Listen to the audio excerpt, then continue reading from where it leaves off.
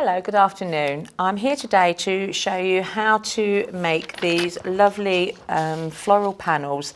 They're made from machine embroidery, layers of organza. We're going to do some reverse applique on them, and we're going to use a soldering iron. Quite a lot to get through, so let's get going. This starts with a drawing. Now you could make your own drawing, and the art of it is to make sure that your drawing connects, and you can see here that this lovely design of a clematis, it connects a bit like a stencil would.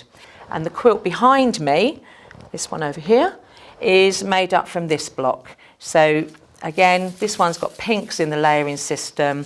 I've outlined it with a burgundy. The only difference with this and the quilt behind me is that when I actually drew it out, I drew a border onto it here, so that I actually made it with a border on. And then I made, I think there's 20 in the quilt behind me, and I've actually just stitched them together. I made all the blocks first, and I've stitched them together with an open zigzag.